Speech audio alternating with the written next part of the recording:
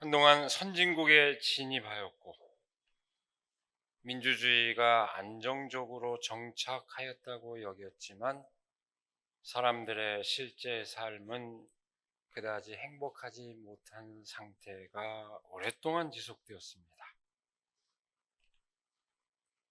경제적 불평등과 격차는 심화되어 갔고 정치적 민주주의도 내적인 역동성을 잃고 껍데기만 남은 것 같은 그런 형국이 오랫동안 지속되었습니다.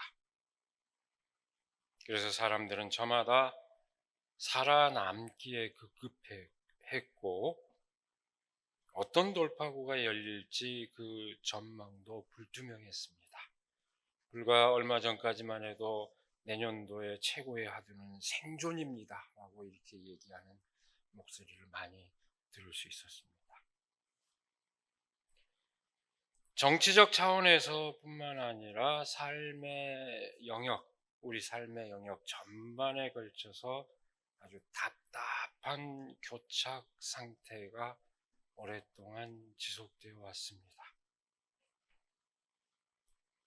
2024년 말 뜻밖의 사태로 그 교착 상태가 무너지기 시작했습니다. 권력자의 무모한 불장난이 국민을 각성시켰고 문제 해결을 위한 직접 행동에 나서게 만들었습니다. 권력자는 자신을 지키겠다고 국민을 궁지에 몰아넣는 참담한 짓을 벌였지만 거꾸로 자신의 무덤을 파는 파국에 이르렀습니다. 오히려 국민은 용납할 수 없는 사태 앞에서 직접 행동에 나섰습니다. 그동안 삶이 나빠지는 것을 막기 위해서 분투했던 사람들은 이제 삶이 더 나아지는 세계를 향하여 나서게 되었습니다. 2024년은 그 전환의 기점으로 기록될 것입니다. 성탄 후 첫 주일, 우리는 헤롯 왕의 폭정 가운데 태어난 아기 예수님의 그 행보를 알리는 마태복음의 본문 말씀을 마주하고 있습니다. 권력자의 의지와는 정반대로 새로운 역사가 시작되는 아주 의미심장한 사건을 전하는 말씀입니다. 마태는 옛부터 전해져 오는 예언의 성취로서 메시아의 탄생 소식을 전하고 있습니다. 유대의 아주 이름난 잔인한 폭군 헤롯 왕이 통치하고 있을 때였습니다. 하늘의 큰 별을 보고 동방의 박사들이 메시아가 태어난 것을 알아차리고 예루살렘에 경배하러 옵니다. 미처 그 탄생의 자리를 찾지 못한 박사들이 사람들에게 묻습니다. 그렇게 동방 박사들이 메시아를 찾아 나선 그 사실, 여기저기 묻고 다니는 그 소문을 들은 헤롯 왕은 자신들의 측근인 대제사장들과 율법학자들을 불러서 도대체 메시아의 탄생지가 어디냐고 묻습니다. 그들로부터 베들레헴이 메시아가 탄생하기로 예정되어 있는 곳입니다 하는 얘기를 확인하고 헤롯 왕은 동방 박사들을 불러서 나도 경배를 하고자 하니 그 탄생지를 찾거든 나에게도 알려달라고 이렇게 부탁을 합니다. 큰 별의 인도로 탄생지에 이른 박사들은 아기 예수님께 경배하며 예물을 드립니다. 그들은 꿈속에서 헤롯 왕에게 돌아가지 말라는 지시를 받고 자기 나라로 되돌아갑니다. 오늘 우리가 읽은 본문 말씀은 바로 그 이야기에 이어지는 대목입니다. 동방 박사들이 돌아간 후 주의 천사가 꿈에 요셉에게 나타나 말합니다. 헤롯 왕이 아기를 찾아서 죽이려고 하니 이집트로 피신해라, 이렇게 알려줍니다. 요셉은 곧바로 일어나 밤사이에 아기와 어머니를 데리고 이집트로 피신합니다. 지금도 이집트 카이로에 가면은 예수님 피난 교회라고 그 기념하는 그 교회가 서 있습니다. 이집트로 피난을 합니다. 그리고 성경 말씀은 예수님의 가족이 헤롯이 죽을 때까지 이집트에서 머물렀다, 이렇게 기록하고 있습니다. 근데 그 죽을 때까지라고 하는 기간이 잠시뿐입니다. 이 가족들에게는 굉장히 조마조마하고 위태로운 상황이지만 바로 헤롯이 죽음에 임박했기 때문입니다. 그것은 곧 죽음이 헤롯의 곧 죽음에 이르렀다는 것은 곧바로 이어지는 얘기를 통해서 알 수 있습니다. 어쨌든 헤롯은 그렇게 피신 떠나버린 그 동방 박사들을 보고 박사들에게 속은 것을 알고 노해서 베들레헴과 그 주변 지역에 사는 2살짜리로부터 그 아래의 사내 아이들을 모조리 죽였습니다. 유아학살입니다. 고대 역사가 요세푸스는 이 사건을 다른 각도에서 기록을 하고 있습니다. 너무나 헤롯 왕이 포악했기 때문에 왕이 죽어도 아무도 슬퍼하지 않을 것이다. 그러니까 헤롯 왕이 내가 죽거든 각 가정의 아이들을 다 한 명씩 죽어서 다 곡을 하게 만들어라. 그만큼 잔인했다는 얘기입니다. 그렇게 요세푸스의 역사에는 그렇게 기록이 되어 있습니다. 그러나 오늘 성경의 마태복음에는 그 사건을 다른 맥락에서 메시아인 아기 예수를 죽이기 위해서 모든 아이를 죽였다, 이렇게 기록하고 있습니다. 어찌되었든 권력자의 무모함과 잔인함을 보여주는 이야기입니다.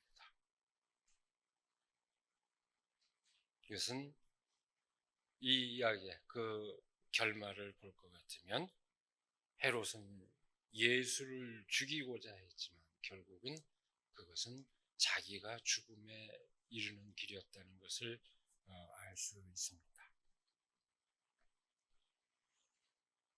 여기에 이어지는 말씀은 헤롯이 죽고 난 후 다시 주의 천사가 나타나 예수님의 가족에게 이스라엘 땅으로 돌아가라고 일러주는 이야기입니다. 예수님의 아버지 요셉은 유대 땅의 헤롯의 아들 아켈라오가 그 아버지 못지않게 잔인한 사람이었습니다.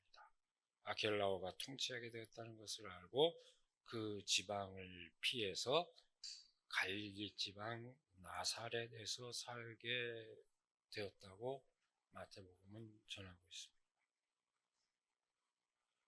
번번이 천사의 소식을 듣고 움직이는 그런 행보였습니다.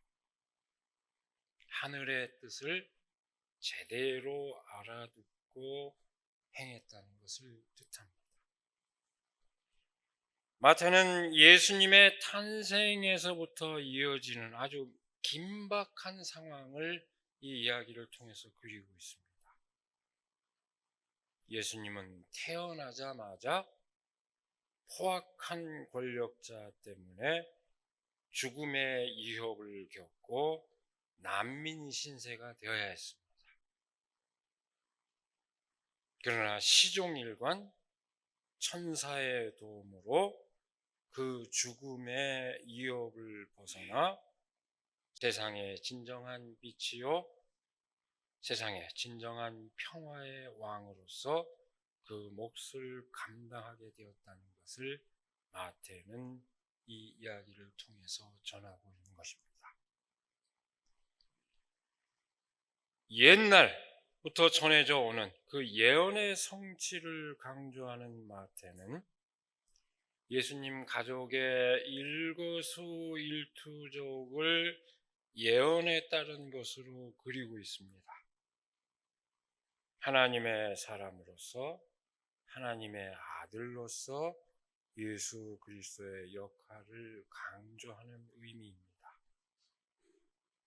그 이 이야기를 전하는데 무엇보다도 두드러진 것은 이집트로 피신했다가 그곳으로부터 탈출하여 백성에게 빛을 비추게 되었다.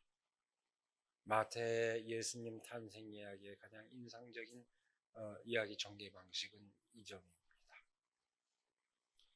내가 이집트에서 내 아들을 불러냈다. 오늘 말씀이 그대로 인용하고 있는 구절입니다. 이것이 의미하는 바가 뭘까요? 파라오의 학정에 시달리던 히브리 백성이 모세의 인도로 자유를 누리게 된 사건을 이 이야기를 통해서 환기하고 있습니다. 헤롯의 유아 학살도 모세가 태어났을 때 파라오의 유아 학살을 그대로 환기합니다. 히브리 어린아이들을 다 죽여서 멸해야 된다 했던 그 사건을 환기합니다. 그야말로 반복되는 권력자의 무모함을 마태는 이렇게 뚜렷하게 새기고 있습니다. 총과 도끼를 들이대고 대서라도 끌어내라 하는 권력자의 무모함, 끊임없이 반복되는 그 무모함을 이 성경은 아주 뚜렷하게 이렇게 기록하고 있습니다. 마태는 유아 학살로 인해서 어린이들을 죽인 그 사건으로 인해서 어머니들이 슬퍼하는 그 장면을 묘사할 때도 이스라엘의 조상 야곱의 아들 요셉과 베냐민의 그 어머니의 탄식을 환기합니다. 여기 등장하는 이 요셉, 라헬의 통곡을 환기합니다. 이 라헬은 야곱의 12아들 가운데 요셉과 베냐민의 친어머니입니다. 요셉이 이집트로 팔려갔죠. 나중에 베냐민도 볼모가 되는 그런 요셉의 이야기를 기억할 겁니다.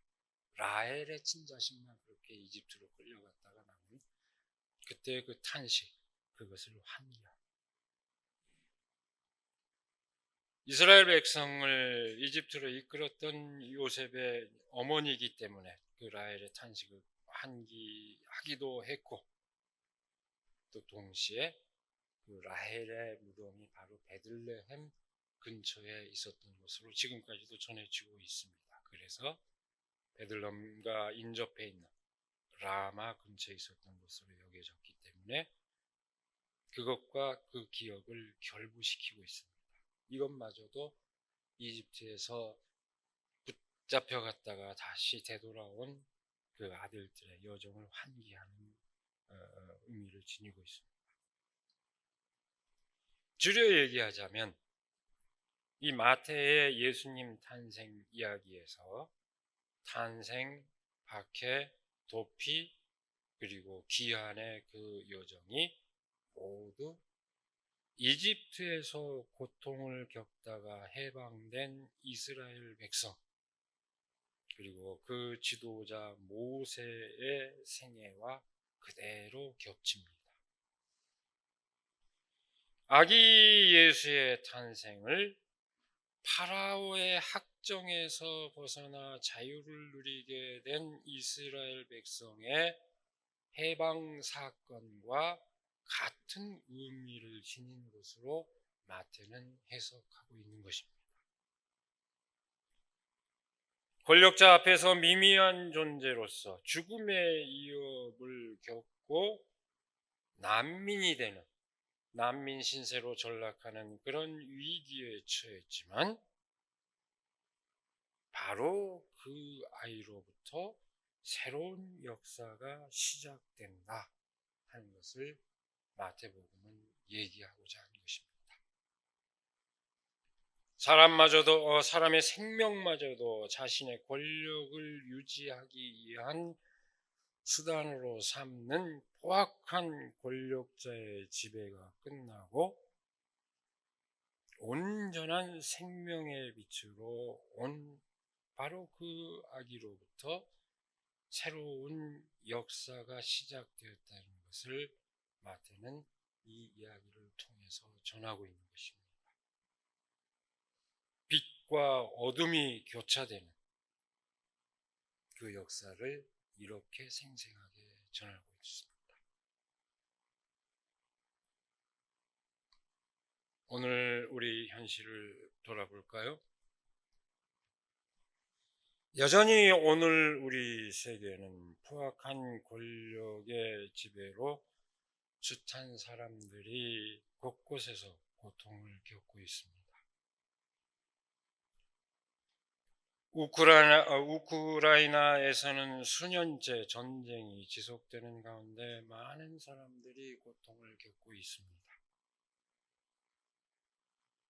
그 현장에서는 물론 그로 인해 세계의 많은 사람들이 고통을 겪고 있습니다. 우리가 겪고 있는 안보 위기 또한 그와 무관하지 않습니다. 팔레스타인에서도 잔인한 전쟁은 계속되고 있습니다. 가자 지구에 대한 이스라엘의 전면적 공격으로 지금까지 4만 5천 명이 죽었습니다. 그러나 여기에 대해서 보건체제 붕괴, 질병의 유행, 식량과 물 그리고 대피소에 접근하는 것 자체가 제한되어 있는 그런 현실 가운데서 실제 사망자 수는 그보다 훨씬 더 많을 것으로 추정되고 있습니다. 지난 22일 가자 지구에서 미사를 집전하고 24일에는 예수님의 탄생지인 베들레헴에서 미사를 집전한 예루살렘 총대 주교는 이렇게 얘기했습니다. 모든 게 파괴되고 굶주림과 재앙이 닥쳤습니다. 하지만 그들은 포기하지 않았고 여러분들 역시 포기해서는 안 됩니다. 이렇게 슬픈 성탄절은 올해가 마지막이 되어야 합니다라고 얘기했습니다. 이렇게 침울한 세계의 현실 가운데서 지금 이 땅 대한민국에서 일어나는 사건은 과연 세계를 밝히는 등불이 될 수 있을까요? 과연 역사의 전환을 이뤄내는 시금석과 같은 그런 역할을 할 수 있을까요? 우리는 반드시 그렇게 되기를 소망하고 있습니다. 반드시 역사의 전환을 이뤄내기를 다 같이 한 마음으로 소망하고 있습니다. 내란 수계와 그 동조 세력은 더 이상 국민 앞에 나설 수 없도록 뿌리를 완전하게 잘라내야 합니다. 여러분, 지금 이 땅에서는 놀라운 일이 벌어지고 있습니다. 여러분들이 다 경험하고 있는 현실입니다. 대통령의 불법적인 비상계엄과 그 탄핵 국면에서 시민들의 직접 행동은 정치적 차원에 한정되지 않습니다. 시민들의 그 직접 행동은 지금 사회적 차원으로 확장되고 있습니다. 선결제로 상징되는 연대 행위는 시 현장에 국한되지 않습니다. 남태령 대첩이라 일컬어지는, 저도 그 장면을 딱 보면서 130년 만에 동학군이 서울을 돌파했다 딱 느꼈습니다. 여기 세성산에서 자잘하고 우금치에서 좌절했던 동학농민군이 드디어 서울에 진입했다, 그런 역사적인 장면이 그대로 겹쳤습니다. 그 현장에서 농민들이 시위하는 그 현장에 길이 막혀 있을 때 2030 여성 청년들을 비롯한 시민들이 대거 연대하는 장면, 그리고 그 길을 뚫어내는 장면도 놀랍지만, 또 다른 한편 계엄과 그 탄핵 정국에서 농산물을 직접 구매하려는 주문이 쇄도하는가 하면 농민 사회 단체를 향한 기부 행위가 폭발적으로 지금 일어나고 있는 것 또한 놀라운 현상입니다. 감사합니다. 그간 빚지고 살았네요. 이렇게 외치며 웅원봉 연대가 시민단체, 농민, 장애인을 거쳐 지금 전국 곳곳에서 투쟁 중인 노동자들에게도 지원의 손길을 내밀고 펼치고 있습니다. 그야말로 누리집이 홈페이지가 마비될 정도로 농산물 직거래 사이트로 주문이 쇄도하고 있고, 노동자 전문 병원을 짓기 위해서 분태해온 전태일 의료센터 건립추진위원회 재단에도 지원 선동이 계속 이어지고 있습니다. 이게 무슨 일이야 하고 놀랄 정도로 지원 선동이 이어지고 있습니다. 손해배상 소송을 당한 조선소 하청 노동자, 고용 승계를 위해 고공농성을 하는 한국 옵티칼 하이테크 구미 공장 노동자, 복직 투쟁을 벌이고 있는 세종호텔 해고 노동자들에게도 연대의 손길이 펼쳐지고 있습니다. 연대의 손길을 보내는 이들이라고 해서 특별히 형편이 나은 사람들은 아닙니다.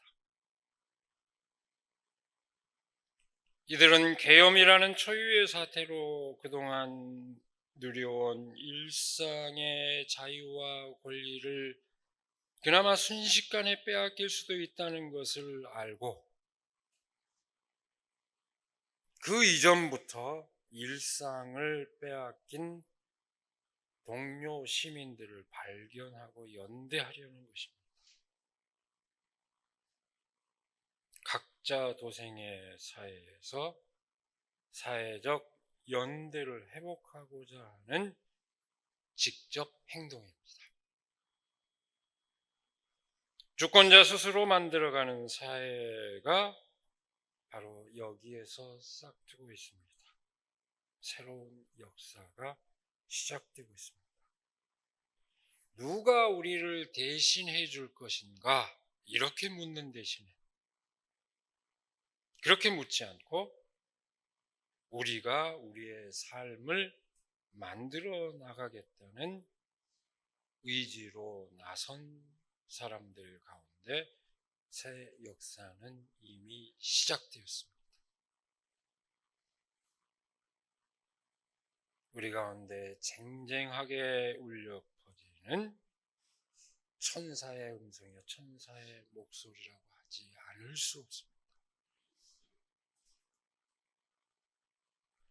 무시무시한 권력자 앞에 그야말로 미미한 존재로 연약한 존재일 뿐인 아기에게서 놀라운 하나님의 역사가 시작된 사건을 전하는 오늘 본문 말씀에서 우리는 위로와 희망을 발견합니다.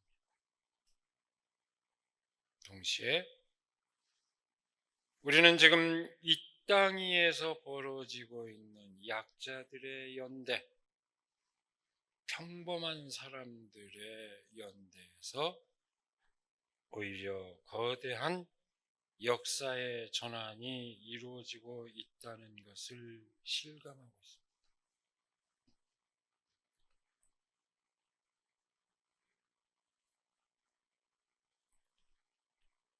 여러분, 청년 시절 4.19를 경험했던 세대, 또는 청년 시절 5.18을 경험했던 세대는 평생 그 기억을 간직하며 살아왔습니다. 이 자리에 있는 다, 두 세대 다 있죠? 계시죠? 그렇게 살아왔습니다. 이제 1, 2, 3을 경험한 세대 역시 평생 그 기억을 간직하며 살게 될 것입니다. 이 자리에 모든 세대가 다 있습니다. 그렇게 각성한 세대 앞에 어떤 흉악한 독재자가 나설 수 있겠습니까? 그 각성한 세대가 가만 내버려 두겠습니까, 여러분?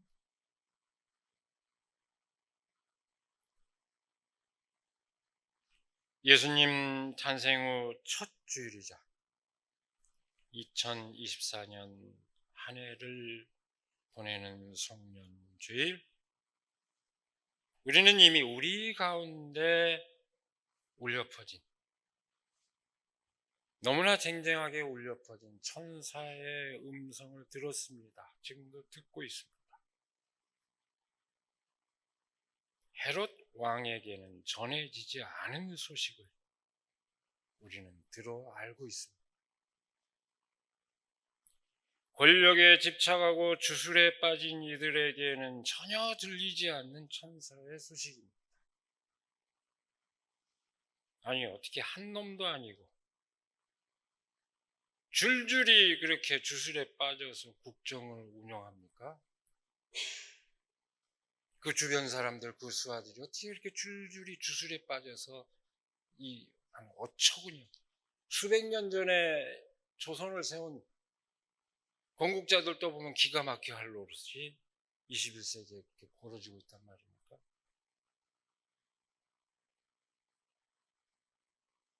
그야말로 미쳐 돌아가는 것입니다. 그들에게 하늘의 목소리가 들릴 리 없습니다. 귀신의 소리만 들릴 뿐입니다. 그들을 비호하고 축복하는 목사들에게도 하늘의 소리는 들릴 리 없습니다.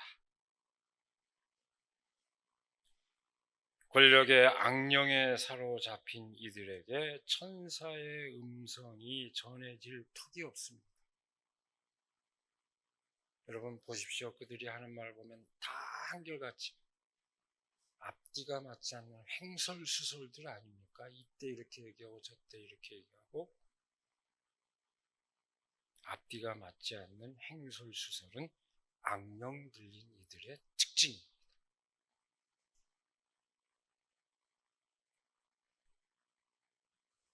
우리가 나아가야 할 길을 알려주는 천사의 소식을 전해받은 이들로서 우리가 모두 새해에도 흔들림 없이 나아가기를 바랍니다. 새해는 그야말로 다시 만날 세계 안에서 우리의 일상을 회복하고 우리 모두 서로 신뢰하며 사랑의 기쁨을 온전히 누리기를 이 시간에 간절히 기원합니다. 기도하겠습니다.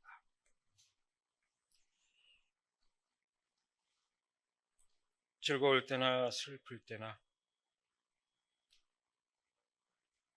언제나 우리를 인도하여 주시고 끊임없이 새로운 세계를 향하여 나아갈 수 있도록 인도하여 주시는 그 하나님의 은혜를 감사드립니다. 한 해를 돌이켜보는 이 시점, 그야말로 숨막히고 답답했던 그 시간 속에서 고통스러워했지만 하나님께서 또한 열어가시는 놀라운 그 역사를 우리는 몸소 체험하고 있습니다. 이 땅의 사람들 가운데서 울려 퍼지는 천사의 음성, 하늘의 음성, 하나님의 음성을 듣습니다. 하나님, 우리 가운데 함께하여 주셔서 새롭게 맞이할 시간 가운데서도 변함없이 그 음성을 듣고 나아갈 수 있도록 인도하여 주시옵소서. 생명을, 사람을 아무것도 아닌 것으로 여기고 그저 자기 욕망을 충족시키는, 자기의 권력을 충족시키는 수단으로 삼는 자들을 벌하여 주시고, 저마다 사랑을 나누며 서로를 인정하고 기쁨의 그 삶을 누리고자 하는 그 모든 사람들을 축복하여 주셔서 진정으로 하나님을 찬양할 수 있도록 하나님 함께하여 주시옵소서. 우리 가운데 그 놀라운 역사가 펼쳐지기를 원하오며 우리 주 예수 그리스도의 이름으로 기도드리옵나이다. 아멘.